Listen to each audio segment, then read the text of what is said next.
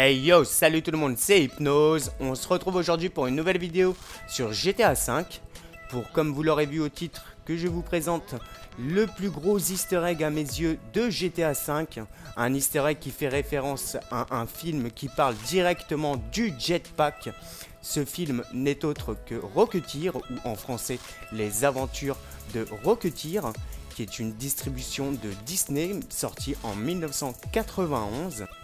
Donc c'est l'histoire d'un jeune cascadeur aviateur qui découvre une mystérieuse mini-fusée qui lui permet de voler en toute liberté à la veille de la Seconde Guerre mondiale.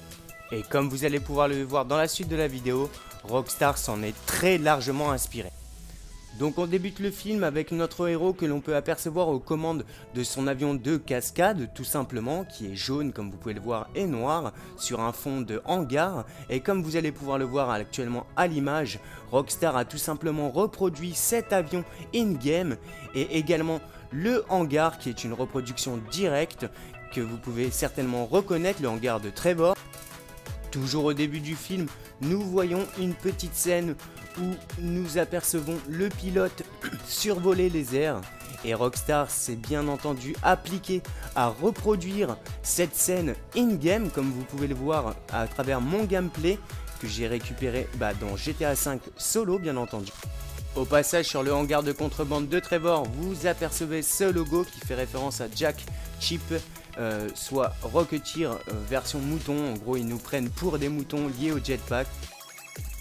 Sachant que tout le film tourne autour du jetpack, comme vous pouvez le voir avec ce plan bleu qui ne vous sera pas sans vous rappeler d'autres plans que vous avez pu voir in-game. Donc un peu plus tard, notre héros et sa copine sont amenés à manger dans un restaurant à l'architecture de chien, qui ne sera pas sans vous rappeler la fameuse pub Mange ton chien que vous pouvez retrouver dans GTA V bien entendu, donc directement un clin d'œil au restaurant. Alors dans cette scène, des malfrats arrivent dans ce restaurant un petit peu plus tard pour se renseigner sur la fille du héros et chercher des renseignements.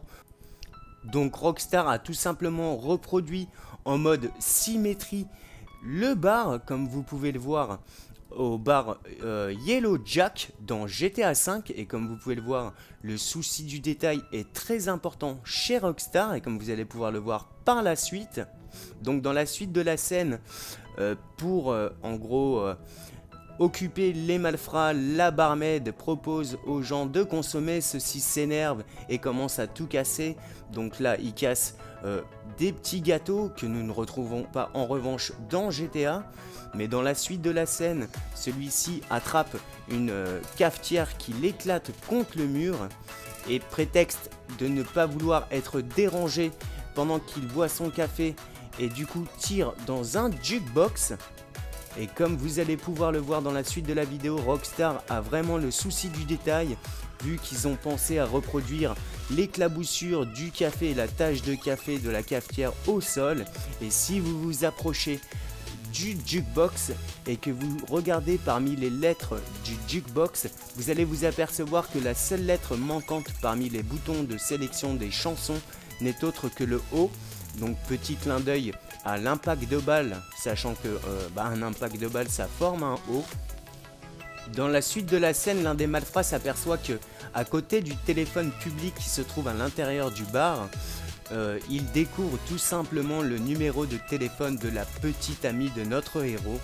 Et bien entendu, Rockstar ayant le souci du détail, ils ont reproduit le téléphone public, pas à l'intérieur mais à l'extérieur du bar, où vous pouvez retrouver plusieurs prospectus juste à côté, avec plus ou moins des numéros importants, comme vous pouvez le voir à l'écran, sachant que l'un des prénoms est noté Dave, qui est un personnage du FBI. Donc vers la fin du film, nous sommes amenés à nous retrouver dans un lieu qui vous sera familier. Vous avez reconnu, en effet, c'est l'Observatoire. Comme vous pouvez le voir à l'image, je vous montre l'Observatoire dans GTA V, donc vous pouvez voir que c'est le même.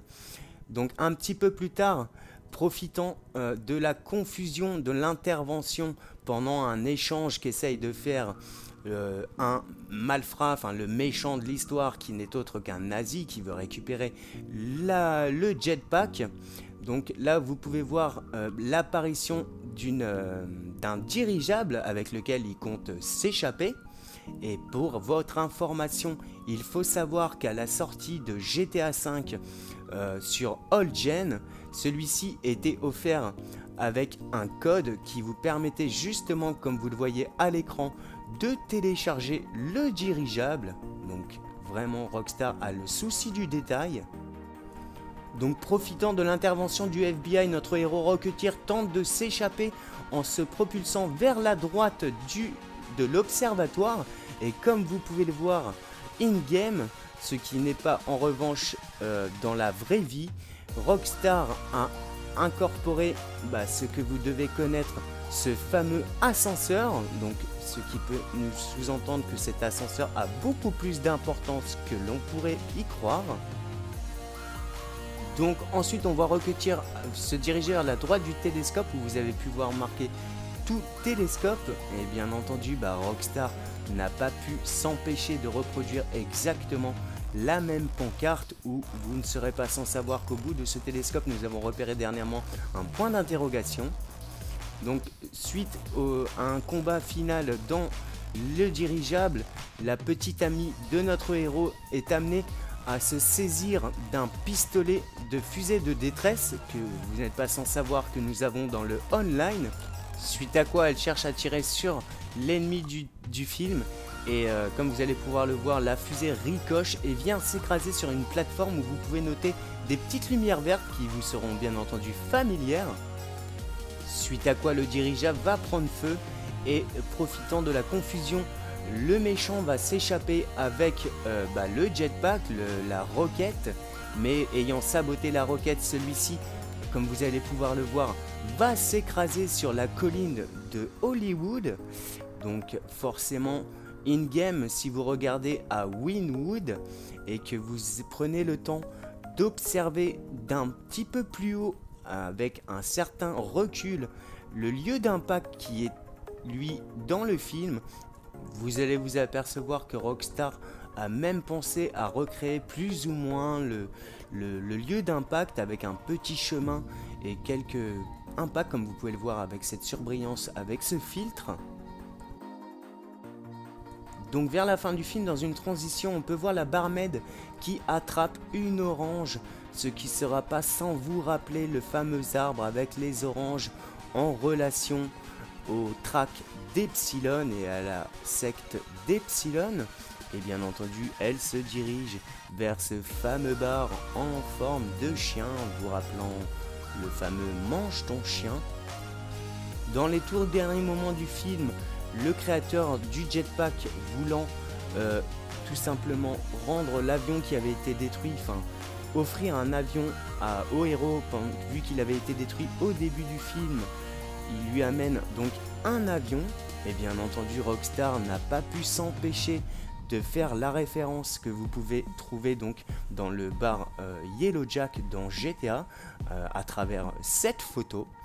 Et à la toute fin du film, on aperçoit le héros qui enlève un sticker où bien sûr on aperçoit le nom du héros, ce qui ne sera pas sans vous rappeler tout simplement le nom écrit en rouge de Trevor Philip Industries sur son hélicoptère. Écoutez, j'espère que cette vidéo vous aura plu. Si c'est le cas, n'hésitez pas à vous abonner et à me suivre sur les réseaux sociaux. Et nous on se retrouve très bientôt pour de prochaines vidéos. Ciao, bye.